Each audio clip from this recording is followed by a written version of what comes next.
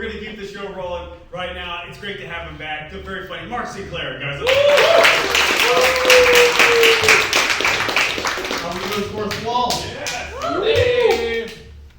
So a little bit about myself. When I was 9 years old and my sister was 15, she had told me that I was adopted.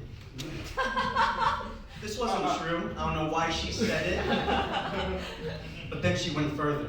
She said, and then your real family are Russian Nazis. I was shocked. It explained so little in my life. Then I turned to my dad, and there's nothing that could have prepared my dad for the moment where I looked up to him and I said, Dad, you gotta tell me, am I a Nazi? My dad failed. He said, I don't want to get into that right now. So for the next 30 minutes, my sister taught me about what Nazism was for the first time, all in the tone as if it were my fault. And then there was my brother. He was a lot more physical with his abuse. The same day, my sister was calling me Adolf Putin. My brother and I were playing on a lifeguard tower at the beach. And he came up to me and was like, hey Mark, you know what'd be really cool? What if I threw you off this lifeguard tower? I wasn't convinced, but then he asked the same question 8 more times and I was in. I thought, you know what? What if I land like a superhero and look stupid sexy in front of all the 10-year-old baddies? I was in my cougar phase. My brother had way more ambitious plans for my landing. He wanted me to do a handstand into the landing, so he threw me head first into the 8-foot drop. Right before I got my arms out, I wasn't able to extend my wrists, so I landed on and broke both of my wrists. And then, right after his failed murder attempt, he came down like a mobster and he was like, Mark, you're gonna have to stay quiet about this. I'm in deep shit with Dad right now. If you scratch my back, I'll scratch yours. And I said, Andrew, I can't scratch shit! He's like, no. You don't get it. I reward loyalty. There's a box of Skittles at home and $10. It's yours if you stay quiet. And I said, no. 2 boxes of Skittles and $10. He agreed, I agreed, and I stayed silent about it for 4 days. So on one night in my childhood, I tried to cut steak with the pain of 2 broken wrists and the shame of my role in World War II. But childhood was always tough. It was tough even before it started. The day my mom found out she was pregnant with me, she thought to herself, finally, after 3 trial and errors, this baby seems chill. But her 4th pregnancy was the hardest, because in her 4th pregnancy, she had breast cancer, what the doctors called a titty bitty. So, she had to go to doctors to find out if she could even have me. The first doctor, and guys, let's be mature. I don't want to give out his name, so here's his social security number. I'm kidding. I wouldn't want you to find him at 227 Sunset Way in Pasadena. What he said is good news and bad news. The good news, the cancer's declining. You're winning. The bad news is that if you were to stop chemotherapy, you would get it back. But if you were to continue chemotherapy, radiation would circulate throughout your whole body and would end up getting into the fetus, me.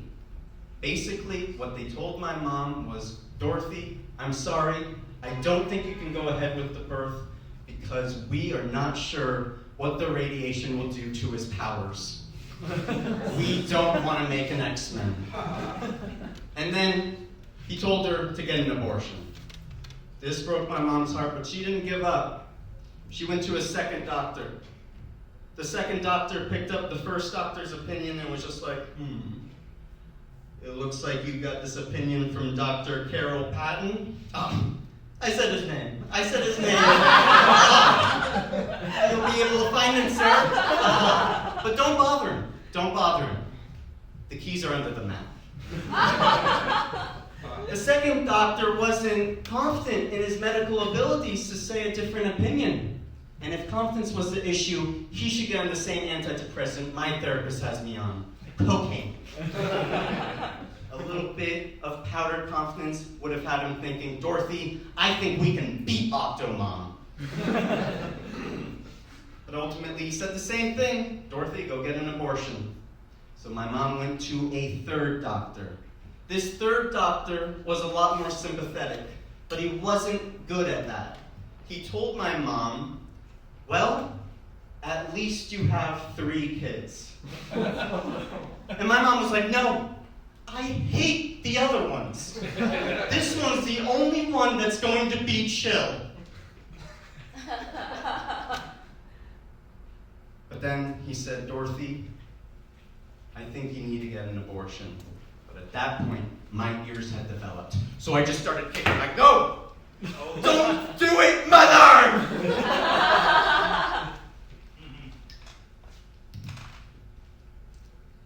But ultimately, she had to go to a different doctor. But she never gave up.